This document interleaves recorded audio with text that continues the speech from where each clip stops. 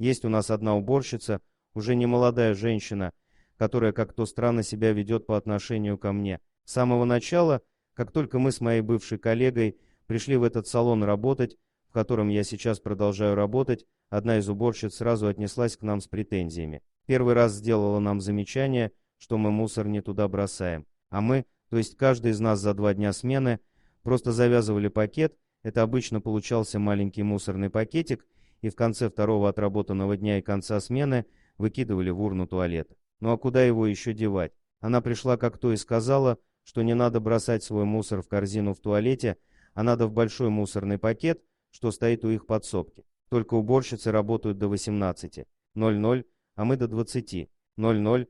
Нам, значит, надо выкидывать мусор до того, как они выкидывают свой большой пакет. Но у нас было заведено не оставлять сменщице свой мусор, поэтому мы выкидывали свой мусор за 2 рабочих дня после отработки, то есть к 20:00, и стелили в корзинку для мусора новый мусорный пакет, причем покупали за свои деньги, а не просили у уборщиц.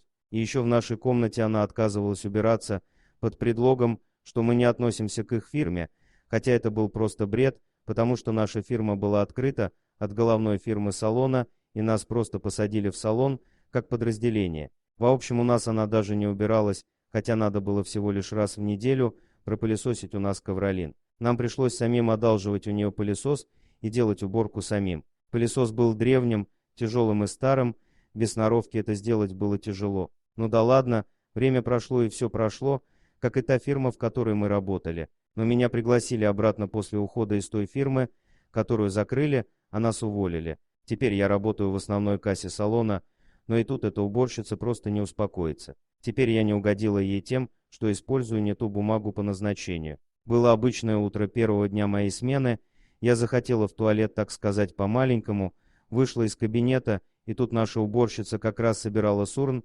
использованную бумагу, причем не вместе с пакетами, а просто вытряхивая из урн мусор. Но так часто делают уборщицы, то ли у них такая экономия мусорных пакетов, то ли еще какая причина, но мне всегда казалось, что это странная экономия пакетов, непонятно. Я после нее сразу вошла в туалет и, сделав свои дела, вышла, так она зачем-то сразу зашла за мной и после подошла к окну кассы и стала говорить, что не надо пользоваться салфетками для рук не по назначению. Ну не бред ли? Ей какое дело, чем я вытираюсь и вообще где это видано, чтобы за человеком следили, как он ходит по своим нуждам, и еще делали замечания по этому поводу. А я использую салфетку для вытирания ободка, просто мне так удобно, потому что бывают мазилы, после которых приходится вытирать ободок. Уж не знаю, к чему у нее такое нездоровое и пристальное бдение к моей персоне. Я уж подумала, может, я и чем-то не угодила или ее когда-то обидели азиаты, столько мыслей в голове. Я человек абсолютно не конфликтный, но даже меня это возмутило, правда, не сразу, к сожалению. Я не стала с ней выяснять отношения, только поняла, что что-то попахивает неадекватом. Как говорит одна моя знакомая, здесь пока не ответишь матом, люди так и будут на тебя что-то предъявлять, а как только хорошенько пошлешь, все сразу затыкаются. Но я с Востока и никогда не умела ругаться, тем более матом. Хотя для себя решила, если эта уборщица скажет еще что-нибудь в мой адрес, я не промолчу.